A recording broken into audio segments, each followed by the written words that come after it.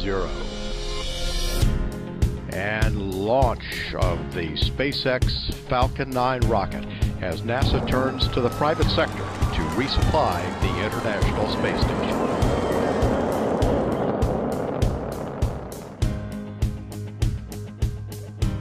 A future where we're a spacefaring civilization is a far more exciting and inspiring future than one where we are not.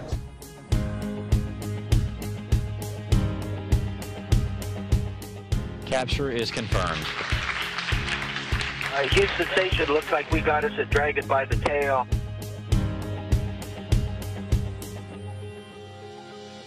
Our long-term goal is to be able to develop the technology to transport millions of people to Mars, which will preserve the future of humanity in the event of a calamity on Earth. I absolutely think we want to have a future where humanity is out there exploring the stars and where we have human civilization on multiple planets. When the U.S. government decided to stop funding the space race, the co-founder of PayPal and Tesla Motors, Elon Musk, stepped up to the plate. He invested $100 million of his own money into SpaceX. I was able to sit down with Elon at his headquarters in Southern California to talk about how he is making space exploration possible for the next generation. The big breakthrough that we're hoping to achieve at SpaceX is to create a fully and rapidly reusable rocket. The reason that's so important is that the cost of the fuel and the oxygen in the rocket is very low. It's actually only about 0.3% of the cost of the rocket. The cost of our rocket is $60 million, but the cost of our propellant is only about $200,000. So if we're able to reuse the rocket, there can be a dramatic reduction in the cost of space flight. And what inspired you to do this? When I was a kid, I thought about what would most affect the future of humanity, and I think it's fair to say, and probably pretty obvious to most, that a future where we're a spacefaring civilization is a far more exciting and inspiring future than one where we are not. And even though in the Apollo era, when we sent astronauts to the moon and only a handful of people went to the moon, in effect we all went there vicariously. Tranquility Base here. The Eagle has landed. Why is space exploration important? Shouldn't we be focusing on what's going on here? I largely agree that we should have 99% plus of our energy focused on solving problems on Earth. But I think we need to preserve a small amount for a future beyond Earth. You can say, well, how much money should we spend on extending humanity into space? And certainly it should be far less than we spend on healthcare. But maybe more than we spend on lipstick. And I like lipstick, no knock on that. I'm a fan of it. I'm just saying that it's probably somewhere in between those two numbers, and probably towards the lower end actually in terms of expenditures. So you said that your goal is to eventually take 1 million people to Mars. Millions, yeah. How? But isn't that going to be expensive? How are people going to be able to afford that? The key threshold, I think, is $500,000 to move to Mars. Why is that? In order to achieve that, you have to, first of all, have a fully reusable system that can travel to Mars and back, and you have to pick the right propellant combination. And I think with methane oxygen, you can do it. If someone were to work hard, save their money, and really have that as their goal, that by the time they hit their sort of mid to late 40s, most people in America could do that, if that was their goal. So I should start saving up right now. Yeah, and then of course you'd sell your house and all your belongings on Earth. That's because you're moving to Mars. I mean, obviously $500,000 for a vacation would be crazy, but if you want to move there, you would sell your belongings. Yeah, you don't need your house on Earth, that's for sure. You can have a free return ticket, by the way. The return, because we need the spacecraft back, so. Okay. A lot of times, actually, people will embark upon trying to solve a problem where success is not one of the possible outcomes. In this case, I think success is one of the possible outcomes. That doesn't mean we will achieve it, but I'm confident at this point it is possible.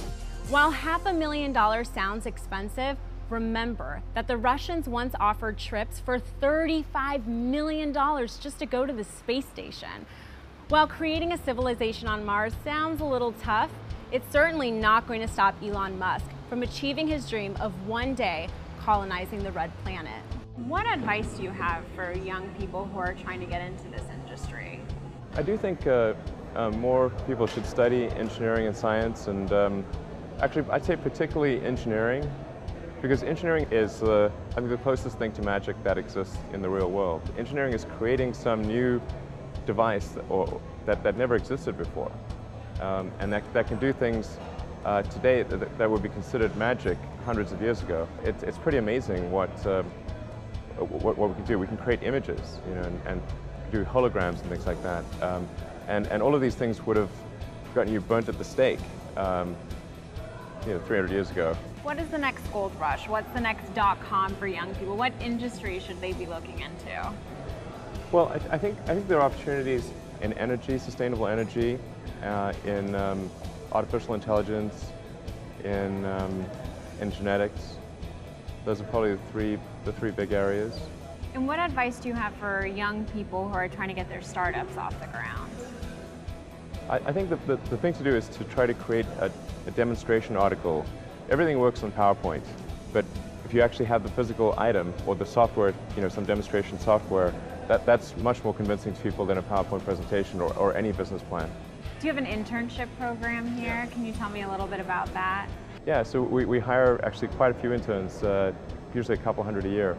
And we're generally looking for evidence of exceptional ability. So, has somebody competed in like a design build fly competition or Formula SAE racing, won a state science fair? What do they do that sort of is evidence of exceptional ability in one form or another?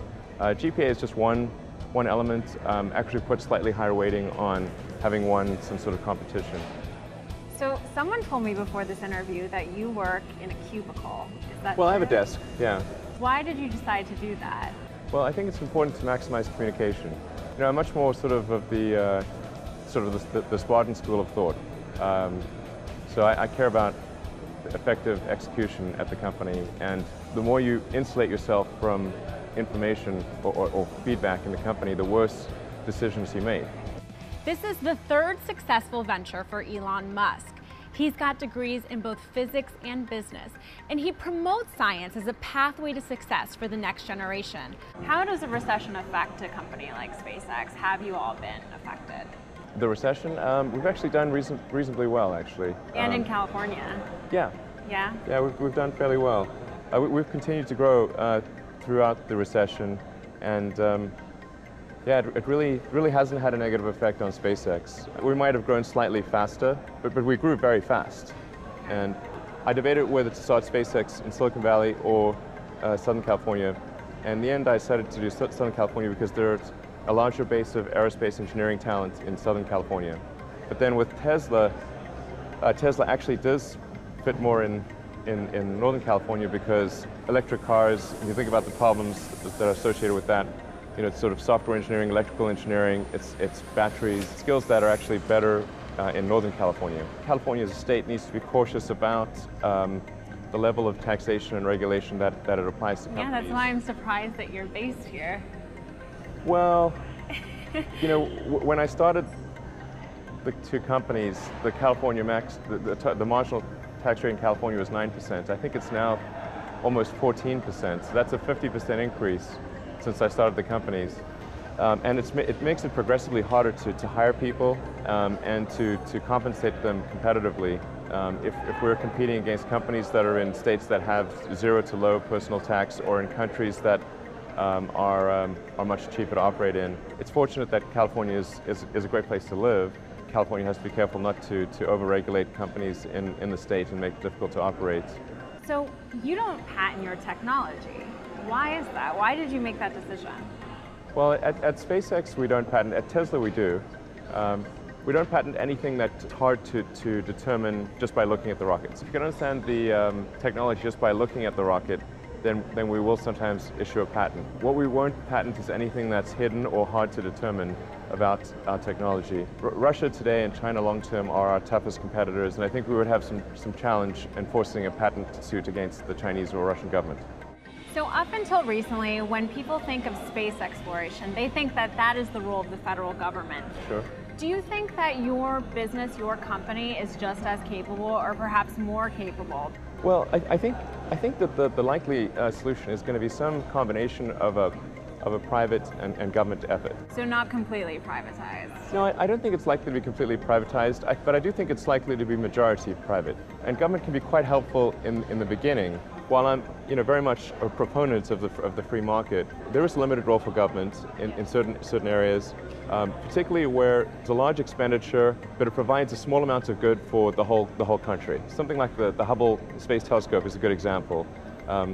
We learned a great deal about the universe. We got these incredible images, and they were just sort of these stunning images. And I think it really, was helpful in inspiring kids to study engineering and science and that kind of thing, and to learn more about that. And life has to be about more than just solving problems. It can't be that all you do every day is wake up and just sort of solve one miserable problem or another. They have to be exciting and inspiring events that make life worth living in the first place.